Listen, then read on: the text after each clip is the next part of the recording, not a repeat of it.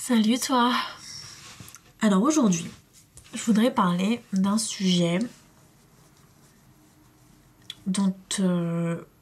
qui revient souvent. Les jeunes parents viennent souvent me parler d'éducation parce que j'ai été une enfant surdouée dans un système d'éducation français et que le système d'éducation français n'est pas fait pour prendre en charge les enfants surdoués. Ni les enfants TDAH, ni les enfants autistes, ni les enfants trisomiques, bref. Si t'es pas neurotypique, t'es vraiment dans la merde dans le système français, c'est clair. Et du coup, j'aimerais parler de mon parcours scolaire. Donc, qu'est-ce qui s'est passé ? J'en ai parlé dans ma vidéo où je dis que je suis surdouée, je crois, ou celle où je dis que je suis arrogante, je sais plus. J'en ai parlé dans une vidéo précédente.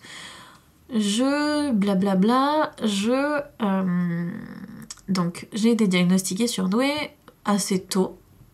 Et parce que mes parents n'avaient pas le choix, je vous rappelle que mes parents sont extrêmement maltraitants psychologiquement parlant.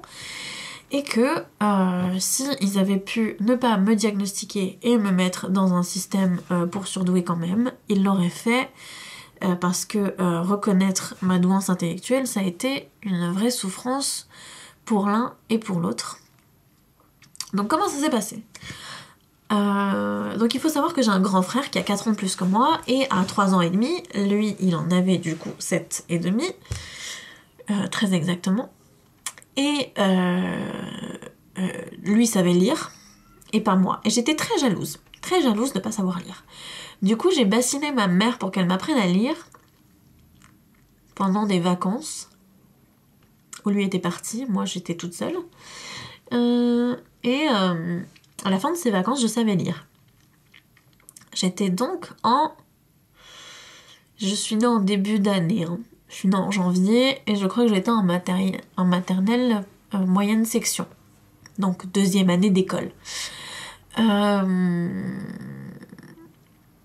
jour, la maîtresse, pour s'amuser, nous fait découvrir l'alphabet et moi je le connaissais déjà, elle s'en rend compte très vite et à un moment, elle me dit « Écoute Tévi, viens me voir parce que là, tu connais déjà tout, donc on va faire un exercice adapté pour toi. » Et moi j'étais là « Ouh, trop bien, je vais arrêter de me faire chier !» Et donc j'y vais et elle m'écrit des petites phrases sur des morceaux de papier que j'arrive à lire, elle trouve ça exceptionnel parce que c'est trop tôt. Et elle en informe mes parents.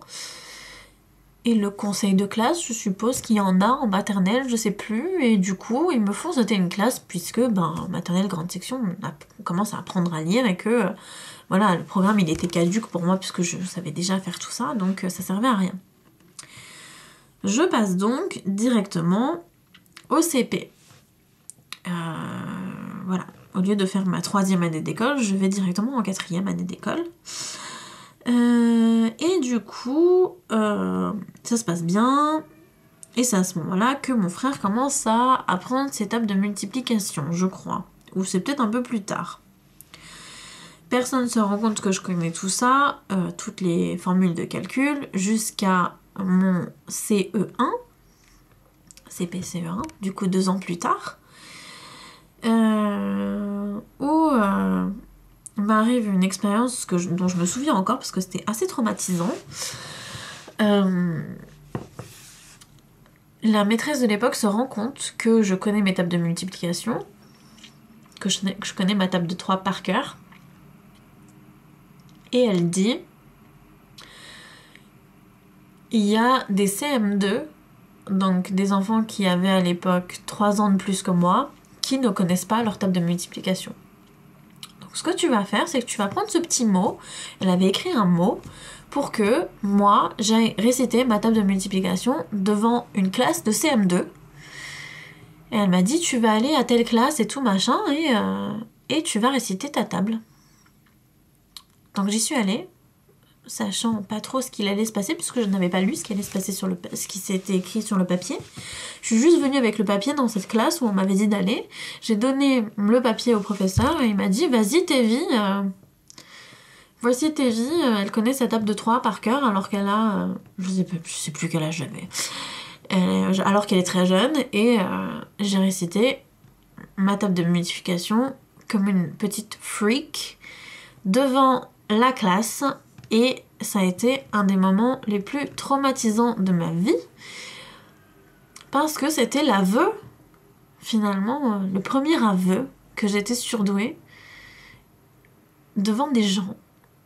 Et j'avais pas envie de faire cette confession à cette époque-là. Mais ça a été fait, apparemment. Voilà, donc à ce moment-là, il était clair qu'il fallait me faire sauter une autre classe.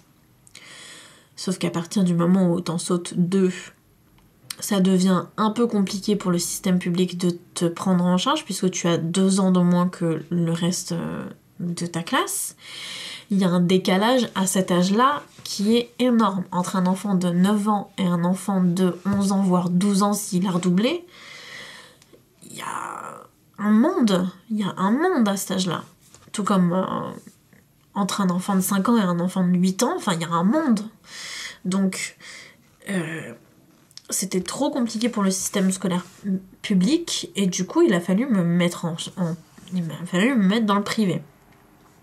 Ma mère a donc entrepris de trouver une école qui était spécialement adaptée pour les enfants suréfficients, intellectuellement parlant. Et j'ai dû aller dans une première école. Je vais pas les afficher, voilà, mais c'était une école qui était censée être pour les surdoués. Il y avait 2 maîtresses qui étaient plus maltraitante que mes parents. Eh, c'est fou, ça existe. Et du coup,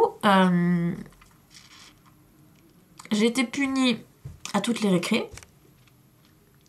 J'ai été étiquetée comme enfant surdoué dans une classe d'enfants qui n'ont jamais été diagnostiqués, mais qui l'étaient tous. Mais du coup, comme c'était en secret, eh ben, il fallait pas le dire. Sauf que, pourquoi est-ce que t'es là en milieu d'année, Tevie? Ben parce que je suis surdouée. Ah, quoi? Ah, non, non. Bref, voilà. Ça a été très dur. Je suis restée 2 semaines. J'ai failli faire un ulcère alors que j'avais 7 ans. Et mes parents m'ont enlevée très vite de cette école parce que j'avais mal au ventre tous les matins, et que pour ma santé physique, ça n'était plus possible. Et ils m'ont mis dans un système que ma mère a trouvé, un système Montessori. Alors, qu'est-ce que c'est qu'un système Montessori? C'est un système éducatif où c'est l'enfant qui choisit ce sur quoi il veut travailler, ses devoirs, les cours du jour, voilà. C'est lui qui choisit, il va dans des boîtes prendre des fiches d'exercices. Aujourd'hui, je veux faire du français, je prends de la grammaire, hop, je prenais une fiche. Je faisais les exercices et j'allais les faire corriger par la maîtresse qui était là et qui corrigeait toute la journée. Du coup, chacun avançait à son rythme dans les matières qu'il voulait. Et j'étais pas moins avancée que les enfants du système public. J'étais pareil. Le problème du système Montessori, c'est qu'on y met tous les enfants inadaptés. Socialement, je veux dire. Inadaptés socialement. Du coup, il y avait aussi bien des enfants qui avaient redoublé beaucoup de classes et qui avaient un retard mental léger, que des enfants qui étaient très très très surefficients intellectuellement.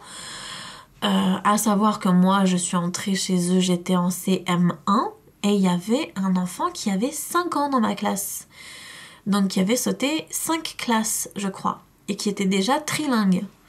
Donc autant vous dire que moi, je suis THQI, donc je suis déjà au-dessus de la moyenne des gens qui ont un haut QI. Mais cet enfant-là, il était exceptionnel. Je me souviens plus son prénom, mais waouh, quoi. Et comment tu fais quand t'as 5 ans pour t'intégrer dans une classe d'enfants qui ont 7 à 13 ans, quoi? Eh ben, tu fais pas. C'est un enfant qui venait juste pour les cours, qui venait 3 heures par jour, je crois. Et le reste du temps, il retournait chez lui, il avait d'autres cours annexes comme du piano ou ce genre de choses pour être stimulé et voilà, pas être triste.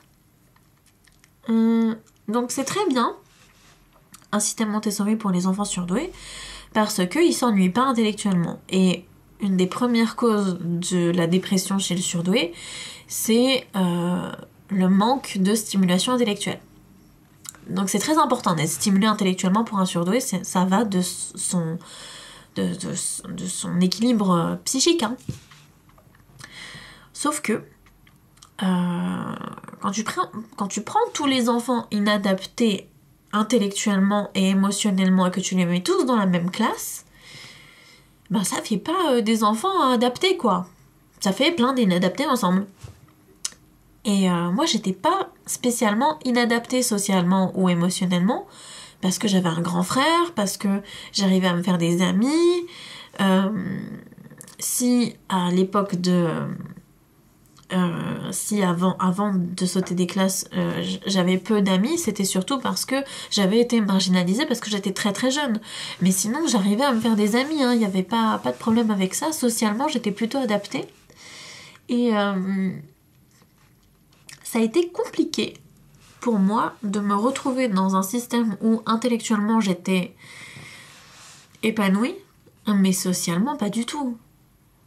Socialement pas du tout. Enfin, je me retrouvais pas dans les enfants qui parlaient du cosmos, ou alors de la préhistoire, ou alors d'une période historique dont je connaissais rien et dont je me foutais complètement. Enfin, c'était pas mon délire.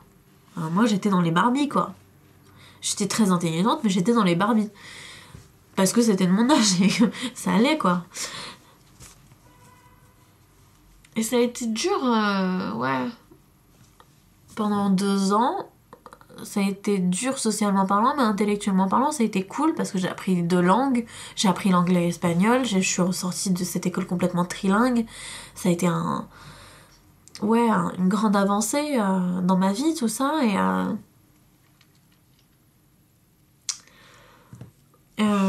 sauf que 2 ans plus tard, mes parents avaient plus assez d'argent pour payer une école Montessori. Une école Montessori, c'est extrêmement cher.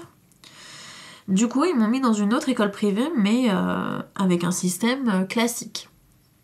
Donc je me suis retrouvée au collège, première année de collège, en 6e, avec 2 à 3 ans de moins que tous les gens de ma classe, parfaitement trilingue, dans un système normatif. L'exemple parfait que je dis à chaque fois que je raconte cette période de mon parcours scolaire, c'est que j'ai fait 2 6e, j'ai redoublé ensuite ma 6e parce que j'étais trop inadaptée socialement et du coup ils m'ont mis avec des gens de mon âge, mais donc ma première année de 6e, premier cours, première heure de la première année, anglais. Première personne interrogée, c'était moi, évidemment. Et j'étais bilingue, dans un cours où on apprenait l'anglais pour la première fois. Donc je me suis fait afficher, sans même le vouloir. Parce que, je parlais anglais déjà. Donc ça a été... ça a été dur, quoi. Passer au-delà de ça, au-delà de la première impression, le premier jour, la première heure de cours de la première année dans ce collège. Putain, le moment où you start fresh, tu vois. C'est le premier jour, tu connais personne se connaît. Et t'as cette étiquette collée sur le front. Bam! La surdouée, l'intello. En plus, j'avais des lunettes et j'étais asthmatique, genre... le cliché de l'intello, quoi. Donc ça a été mon arrêt de mort. Socialement parlant, ça a été mon arrêt de mort. Pendant toutes mes années collège, j'ai été étiquetée surdouée et ça a été affreux. Affreux. Être maltraitée à la maison, être maltraitée au collège-lycée. Putain, Et aujourd'hui, je sais qu'en 5e, j'ai rencontré une meuf qui était pareille que moi, et cette amitié, c'était une amitié toxique. Putain. Ah, j'ai vraiment eu une vie de merde à ce moment-là, quoi. Et mon frère qui s'est mis à être maltraitant avec moi à ce moment-là, enfin, c'était la merde, c'était la merde. C'était la merde, mon parcours de surdoué, mon parcours scolaire de surdoué, ça a été la merde. Et puis il y a eu la délivrance en 4e. À la fin de mon année de 4e, mes parents décident d'aller dans le sud de la France. On change enfin de système scolaire. Hallelujah, praise the Lord. Donc, je pète un câble. On déménage et j'arrive dans un collège avec des gens qui ne me connaissent pas, qui me prennent sous leur aile et qui sont hyper sympas. Que des gens hyper sympas. J'ai eu des trop bons potes cette année-là au collège, ça a été génial. Au lycée aussi, ça a été génial. J'ai eu des potes, j'étais adaptée, j'étais invitée à des soirées. Enfin, ça a été trop cool. Je me suis fait de trop bons amis à cette époque-là. Et c'était aussi parce que j'ai appris qu'il fallait cacher que j'étais surdouée. Et ça, c'est beaucoup moins bien. Ça s'appelle un faux self. C'est un masque que mettent les surdoués, très souvent. C'est une notion psychanalytique, en fait. On a tous des masques qu'on met selon les situations. On n'est pas nous-mêmes à 100% dans plein de situations différentes. Au taf, on a un masque. Devant vous, dans cette vidéo, j'ai un masque. Ou peut-être pas, en fait, j'en sais rien. Je suis plutôt... Bon, aujourd'hui, j'ai très peu de faux self dans plein de situations différentes. Dans votre vie de couple, vous avez un masque, voilà. Sauf que y a plein de masques qui sont plutôt positifs. Ne pas se montrer hyper amical avec son patron et lui proposer un verre, c'est un faux self. Même si vous êtes hyper amical à l'intérieur, même si t'es hyper amical à l'intérieur, je veux dire, trop amical avec son patron, c'est mal vu. Donc avoir un faux self à ce moment-là, c'est plutôt normatif, hein, c'est bien. Mais par contre, avoir un faux self tout le temps dans ta vie, parce que t'es surdoué et que le montrer, ça veut dire être marginalisé, c'est pas trop top. De ouf. Pas vraiment.